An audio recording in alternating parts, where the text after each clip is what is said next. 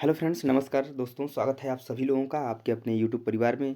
दोस्तों, आज के सेशन में हम लोग शुरू करने वाले हैं एसएसटी यानी कि सामाजिक अध्ययन की बात करें दोस्तों, जो कि पेपर 2 में दोस्तों आपका पूछा जाता है।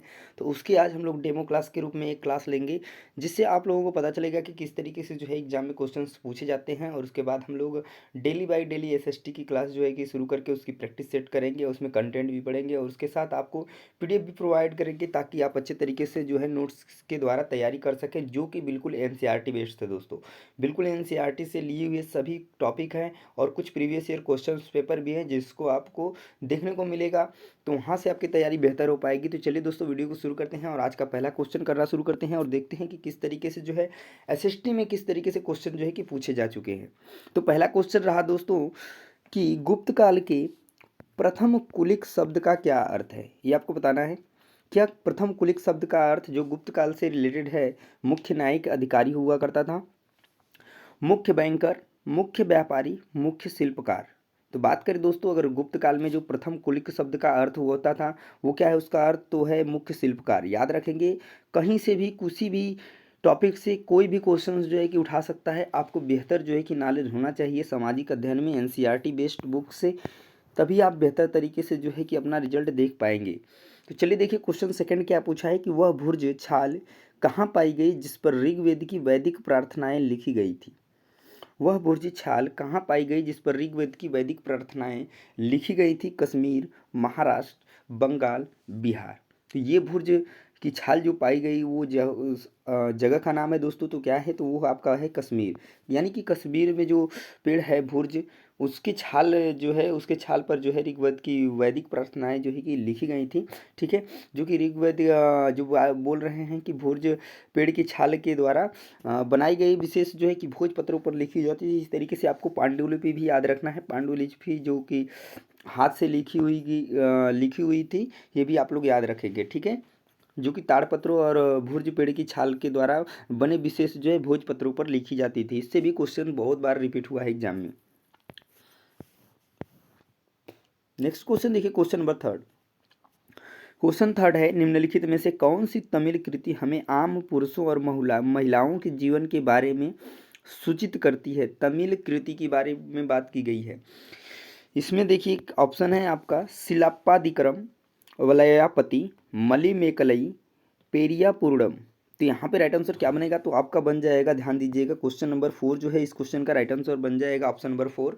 ठीक है, पेरिया पूर्णम जो है कि तमिल कृति है, जिससे हमें आम पुरुषों और महिलाओं के जीवन के बारे में क्या करती है, सूचित करती है, बारे में बताती है। नेक्स्ट क्वेश्चन देखिए, दिया है कि निम्नलिखित में से कौन जो है कि मेल नहीं खा रहा है। ध्यान दीजिएगा, खजुराहो की बात करें, ये किससे रिलेटेड है, चंदेल से है, तो बिल्कुल बात सही है। एहोल की बात करें, चालुक्य से रिलेटेड है, तो ये भी बात सही है। कांचीपुरम और पल्लव ये एक दूसरे से रिलेटेड है, तो बिल्कुल मेल खा रहे हैं। पर महाबलीपुरम का चोल जो है कि इससे संबंधित नहीं है, तो याद रखिएगा। तो यहाँ पे राइट आंसर क्या बनेगा, तो ऑप्शन नंबर डी है, यानी 4 जो है कि आपका करेक्ट हो जाएगा, जो कि आपका ऑप्शन नंबर 4 में दिया हुआ है, डी ऑप्शन। नेक्स्ट क्वेश्चन चलिए, क्वेश्चन नंबर 5। क्वेश्चन नंबर 5 है, निम्नलिखित कथनों पर विचार कीजिए। त्वारिख को सुशिक्षित व्यक्तियों द्वारा उर्दू में लिखा गया था। त्वारिख के लेखक शहरों में रहते थे। वे प्रायः अपने इतिहास सुल्तानों के लिए उनसे ढेर सारे पुरस्कार पाने की आशा में लिखा करते थे। यहाँ पे इन 3 जो विचार दिए गए हैं, इनमें से कौन कौन से सही हैं, ये आपको कूट जो है कि शब्दों में बताना है। कूट ऑप्शंस आपके दिए गए हैं, यहाँ पे आपको बताना है कि कौन सा जो है कि सही है। पहले में दिया है पहला और दूसरा दोनों सही है, दूसरा और तीसरा दोनों सही है, पहला तीसरा सही है और केवल पहला सही है। तो बात करें दोस्तों अगर हम त्वारिख की, तो त्वारिख के लेखक कहाँ पे रहते थे, शहरों में रहते थे, ये बात बिल्कुल सही है। और वे प्रायः अपने इतिहास सुल्तानों के लिए उनसे ढेर सारे पुरस्कार पाने की आशा में लिखा करते थे, ये बात भी बिल्कुल सही है। तो यहाँ पे दूसरा और तीसरा जो है कि सही हो जाएगा, तो ऑप्शन नंबर सेकंड इस क्वेश्चन के लिए राइट हो जाएगा। चलिए नेक्स्ट क्वेश्चन पे चलते हैं दोस्तों, क्वेश्चन नंबर 6। क्वेश्चन 6 है कि निम्नलिखित में से कौन सी रचना सूरदास द्वारा संकलित नहीं है। ध्यान दीजिएगा, क्वेश्चन जो है कि नेगेटिव पूछा गया है। सूरसागर की बात करें दोस्तों, तो सूरसागर जो है कि सूरदास द्वारा ही संकलित किया गया है। सूर सरावली की बात करें ये भी, और साहित्य लहरी की बात करें तो ये भी। आप स्टार्टिंग से पढ़ते आए होंगे इनके बारे में, एक अच्छा 4, 5, 6 इस तरीके से, मतलब समझ लीजिए क्लास 6 से आप पढ़ते हुए आए होंगे इनके बारे में, तो आपको पता होगा। तो यहाँ पे जो राइट आंसर बनेगा साहित्य रत्ना जो है, ये कोई जो है कि सूरदास द्वारा संकलित नहीं रचना है। ये आप लोग याद रखेंगे इस चीज़ को। नेक्स्ट क्वेश्चन देखिए, क्वेश्चन नंबर 7।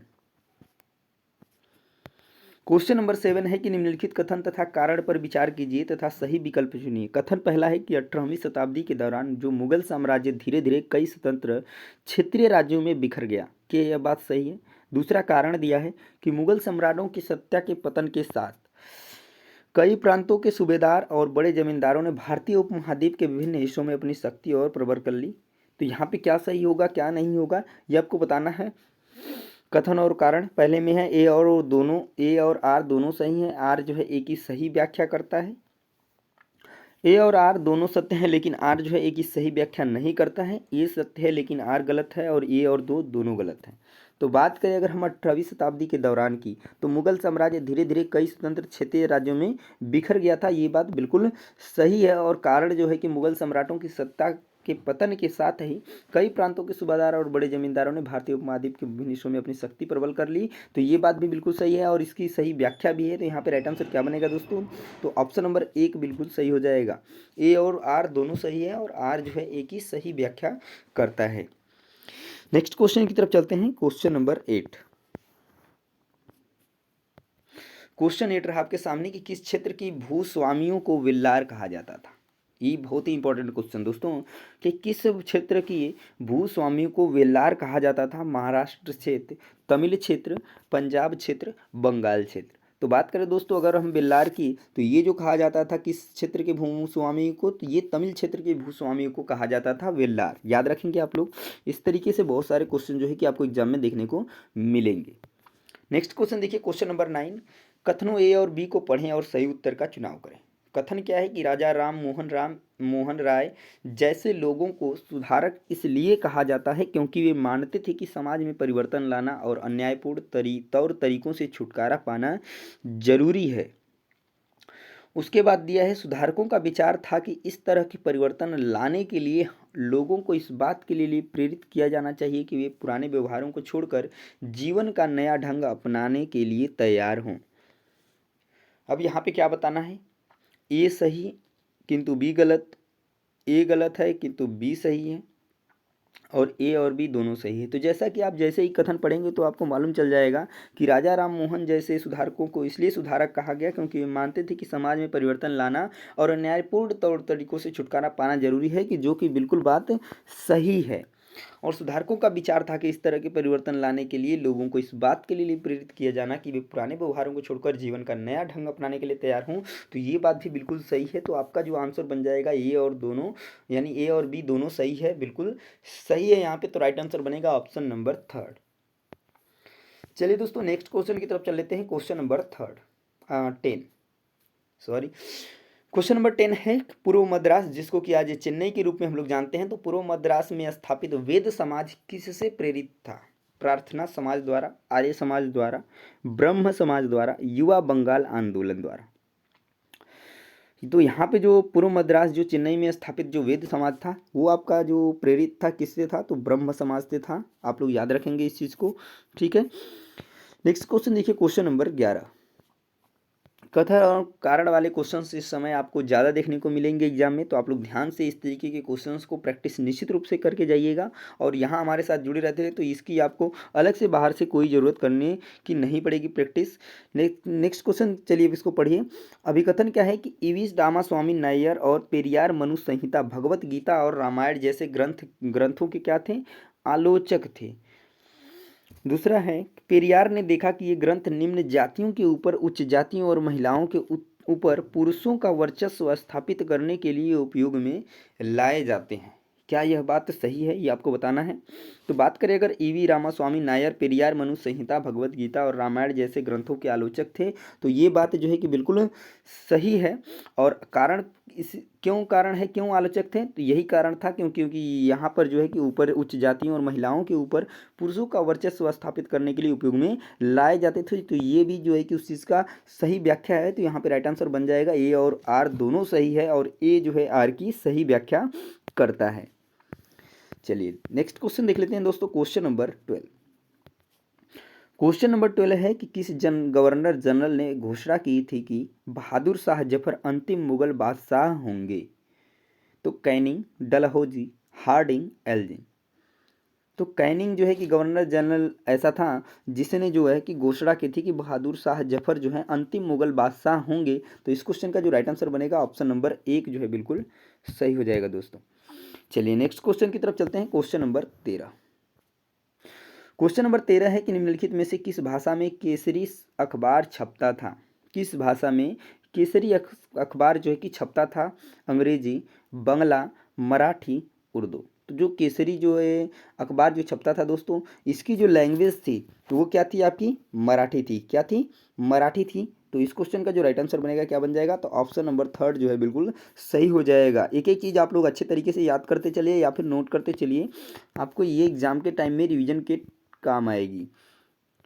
चलिए नेक्स्ट क्वेश्चन देख लीजिए, निम्नलिखित में से किस अधिनियम से भारतीय संविधान द्वारा काफी संख्या में प्रावधान लिए गए हैं? 1909 अधिनियम, 1919 अधिनियम, 1935 अधिनियम, भारत स्वाधीनता अधिनियम 1947। किस अधिनियम से भारतीय संविधान द्वारा काफी संख्या में प्रावधान लिए गए हैं, ये आपको बताना है। तो यहाँ पे जो राइट आंसर बनेगा वो बन जाएगा आपका 1935 अधिनियम की बात करें तो इसी अधिनियम से भारतीय संविधान द्वारा सबसे काफ़ी संख्या में प्रावधान जो है कि लिए गए हैं। नेक्स्ट क्वेश्चन देखिए, क्वेश्चन नंबर 15। क्वेश्चन नंबर 15 है कि निम्नलिखित में से कौन सा सुमेलित नहीं है? क्वेश्चन ये आपको बताना है कि कौन सा सुमेलित नहीं है। तो यहाँ पे ग्रह दिया गया है और उसके सामने उन ग्रहों की चंद्रमा की संख्या दी गई है, तो आपको बताना है। तो दिया है कि मंगल ग्रह की चंद्रमा की संख्या 2 है, तो बात बिल्कुल सही है। यूरेनस की बात करें अगर कि उनके पास 27 है, तो ये बात भी बिल्कुल सही है। नेपच्यून की बात करें तो ये भी सही है। पर जो बात करें अगर बृहस्पति की जो है बृहस्पति के बाद जो है कि 53 जो है कि चंद्रमा की संख्या है, तो ये बात गलत है। यहाँ पे राइट आंसर क्या बन जाएगा? तो आपका ऑप्शन नंबर बी जो है बिल्कुल सही हो जाएगा, यही सुमेलित नहीं है। तो दोस्तों ये थे डेमो क्लास के रूप में आपको 15 क्वेश्चंस, पर जो daily by daily practice set चलेंगे उसमें आपको कम से कम 20 से 30 क्वेश्चन डेली बाई डेली मिलेंगे, जिससे आपकी तैयारी जो है कि बेहतर हो पाएगी। आप अधिक से अधिक प्रश्नों को टच कर पाएंगे और आपको समझ में आएगा कि किस तरीके से एग्जाम में आपको हल करना है क्वेश्चंस को और आपकी तैयारी बेहतर हो। तो दोस्तों इस वीडियोस को अगर आपको पसंद आई है तो लाइक और शेयर जरूर करें, चैनल को सब्सक्राइब भी कर लें, क्योंकि आने वाले वीडियो आपके एग्जाम के लिए बहुत महत्वपूर्ण है। दोस्तों ऐसे ही और प्रैक्टिस सेट करने के लिए चैनल को सब्सक्राइब करना नहीं भूलिएगा।